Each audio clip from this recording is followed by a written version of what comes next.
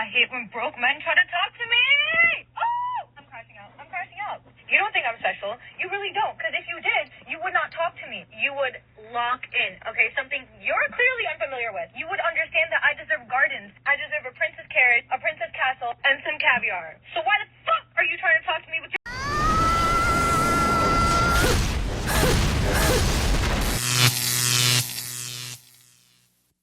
Welcome to The Wall. In today's video, we'll see how a woman took $9,000 from her boyfriend's savings account to bail out the father of her children from jail. We'll also analyze the opinions of several modern women that are, quite literally, insane. We want you to smash that like button and subscribe to the channel. We're aiming for 150,000 subscribers before March, and with your support, we can make it happen. Don't forget to leave your comments and turn on notifications so you don't miss any videos. Now, let's get started. What are your thoughts on coffee dates versus dinner dates as a first meeting? No. I think anytime, if a guy just wants to ask you for coffee, I'll tell you why he does. It's either because he goes on a lot of first dates and he's super picky and he doesn't want to spend the money because he knows he's picky and he almost never likes anybody, or he usually rarely gets second dates, and or he's cheap. So it's either 1, 2, 3. Either he's so picky, he goes on a lot of first dates, or there's something wrong with him and he goes on a lot of first dates, or he's cheap. So it's definitely one of those three, and sometimes it's a combo, okay? So you want somebody who is excited to actually go on a date, take you out, spend the time, and get to know you. And I hate it even when I'm setting a woman up with one of my clients. She goes, well, I'll meet him for coffee. I'm like, yeah, and that date's not happening. That's not what I do. Like, I live in a sophisticated world where we do dinner, okay? And if you can't be a grown-up and sit through dinner, then I think you need to sort out your problems and then circle back to me. Cocaine is a hell of a drug. Imagine going to dinner with someone you don't know, hoping to create an emotional connection while spending money on a date with no guarantee of success. Then, you realize the date is a disaster, but you can't leave for 2 reasons. You've already ordered the food, and on top of that, you have to pay the bill for someone you don't even like. That's where a coffee date is the best option. Not only do you avoid wasting time on someone you're not interested in, but you also save money and the discomfort of being stuck in a long dinner. Both men and women can leave without any issues if the connection isn't there. Coffee dates are practical, functional, and truly allow you to get to know the other person. Plus, if the date goes well, it opens the door to a second, much more enjoyable date. Yo, what happened to that 9,000? Why are you yelling? My fault. Wow, lady, this The 9,000. What happened to it? 9,000. Reginald needed it. That was it. You gave it to Reggie for what? Why would you ever give my money to your baby father? Sir, you need to drop that ass like a bad habit. Because Reggie, that's her man. You her ATM. Are you dumb? He got in some trouble and I needed to bond him What out. the fuck that got to do with me? It has nothing to do with you, but when we got together, you knew my family came first, and I thought that's what... Oh, no. You tell me you fucking playing with me right now. Reggie is her top priority. She will forever take from you to give to him. Put her ass out right now. Ain't no way you gonna give $9,000 to your baby father like we... Okay, I don't care.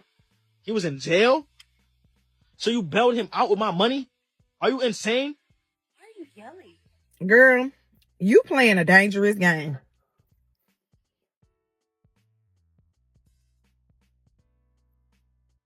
And you sitting there like you ain't did shit wrong.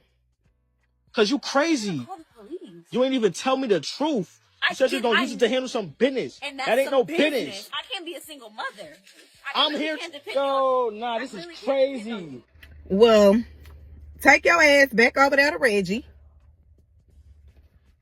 And sir, you're going to have to take that loss. But I hope that you learned a valuable lesson about putting girlfriends on a joint account.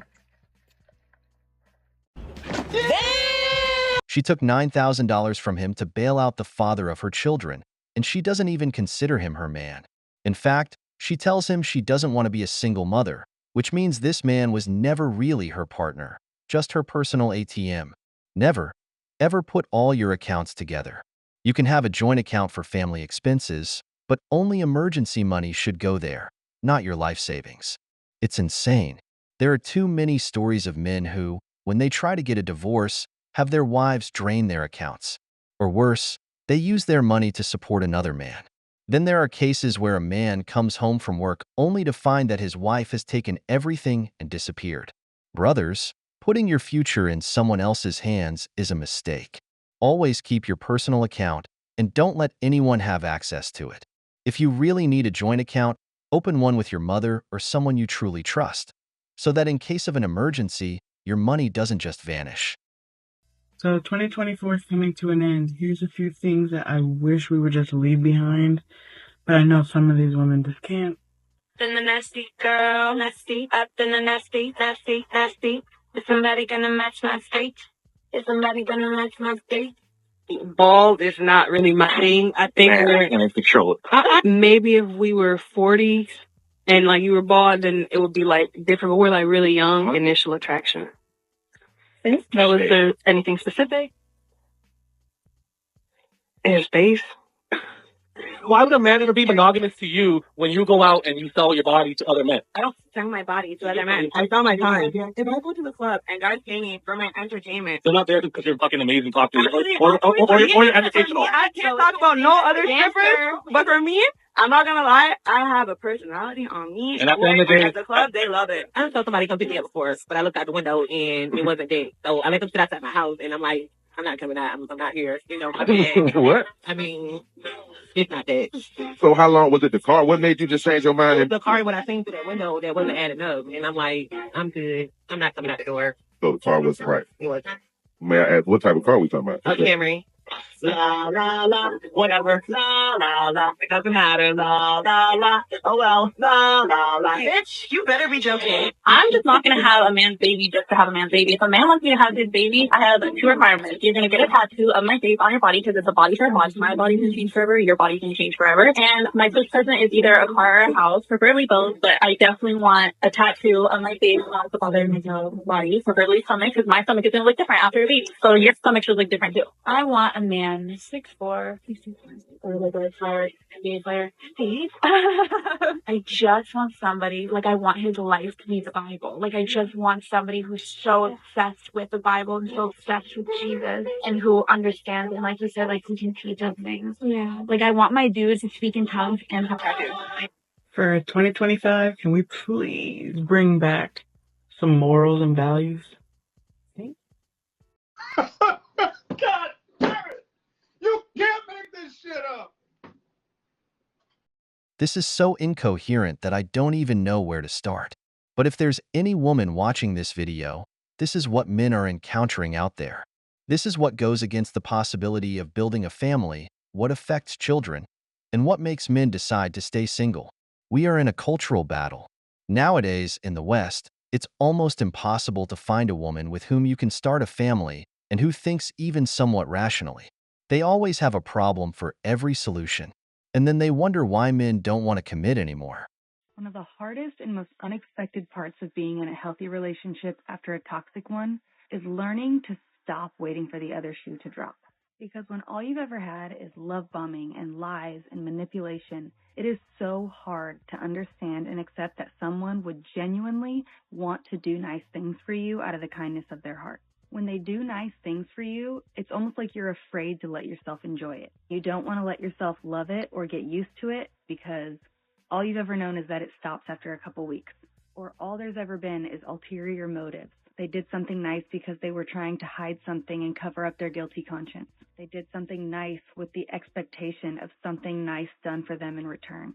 They do something nice and then wait for the moment to hold it over your head later. And if you're trying to love someone who's been through something like this, the biggest piece of advice that I can give you is to stay consistent. Don't start off strong with an energy and effort that you don't plan to maintain, because they're going to notice when it shifts. And please don't let their questioning or hesitation make you stop, because that's the worst thing you can do. Stay steady, stay consistent, and one day they will accept that the other shoe isn't going to drop. This is exactly why I always say that many women should go to therapy. Brothers, when you start dating a woman and see that the relationship is getting serious, after a few months, ask her how her previous relationship ended. If she tells you that her ex was a Chad, that he put her on an emotional roller coaster, and that he was the worst man ever, but she never went to therapy, that woman is a red flag. Now, if she says it was a mutual decision, that they simply didn't understand each other, and that they didn't end up hating one another, that could be a good sign. Women who come out of very toxic relationships usually look for someone to take out all the damage they've been through. Trust me, you don't want to be the one paying for someone else's mistakes, especially if the Chad who drove her crazy was the man she truly loved. Because when a man mistreats her and she remains obsessed with him, the next guy who comes along will just be her emotional punching bag. Just like the woman who took $9,000 for a man who didn't even see her as his partner. I hate when broke men try to talk to me. Oh, I'm crashing out. I'm crashing out. You don't think I'm special. You really don't. Because if you did, you would not talk to me. You would lock in. Okay, something you're clearly unfamiliar with. You would understand that I deserve gardens. I deserve a princess carriage, a princess castle, and some caviar. So why the fuck are you trying to talk to me with your honest? So the real question is why are you hanging out in places, or why are you in places where you would be able to attract said broke man? That's just for starters. And how do you know this man is even broke? Because what? Are you judging off of his appearance? So based off that logic, based off your appearance, I can gather that based off the fake boobs, the Botox, the filler, and all of the extra maintenance that you put into yourself, let's check your credit score and your credit card statement. Because I can guarantee you that you're massively in debt and you're calling out broke men because essentially you're the person who's broken the equation. And let's not forget the amount of women that have this inflated ego, and they confuse their confidence with an inflated ego, which leads to their selfish behavior that they're entitled to a man with money. And what? Do you think you're entitled to a man with money just because you think you look good? That's in your mind. You're the one that thinks you look good, and your personality tells us the exact opposite. And where you're really broke is your emotional maturity, because why are you having a tantrum over a broke man hitting on you? Why are you in your car screaming about said broke man if you are the one giving off broke girl vibes by your maturity level? Even the richest man in the world is not going to look your direction because you have the emotional maturity of a sewer rat. Just a side note for all of the men, anytime a woman starts to shame you or try to pass guilt or try to insult you, you've already won the argument. But I digress. Let's not forget that some of the wealthiest people that exist, off the top of my head, Adam Sandler, who will wear his shoes until they are worn to the core before he buys new ones and has money, wears basketball shorts every day and a basic ass t-shirt, he's wealthy. So the fact that you are passing up a good man that might actually have wealth based off you being judgmental says everything that a man needs to know about you, and you're actually doing him a favor. So basically, you're a broke woman calling out other broke men because you're insecure about how you look, how you live your life, and you're trying to attract a man that's going to take you on and basically take care of you and get rid of all of your insecurities and your brokenness. Let's not forget that there's women out here that think they are a 10 out of 10, but they can't even communicate to a man properly, that they're just simply not interested without having a literal tantrum. And you don't think that's a problem. Let's just call it what it is. At the end of the day, you attract exactly what you are. So if you are consistently attracting these said broke men, it's because you are the broke one yourself. Okay, bye. A broke woman demanding a rich man. The never-ending story. There's not much more to add to this. Just this. Men, be careful, because the world of Western women is completely out of control. We've reached the end of the video, but before we go, here are some questions for you. Do you think a man should share accounts with a woman after seeing what happened with the $9,000? Are coffee dates really bad? Or do they just help men avoid spending money on women who aren't worth it? If you enjoyed the video, make sure to give it a thumbs up, subscribe to the channel, and hit the notification bell. Your support means the world to us and motivates us to create more content. Stay tuned for the next exciting video from The Wall.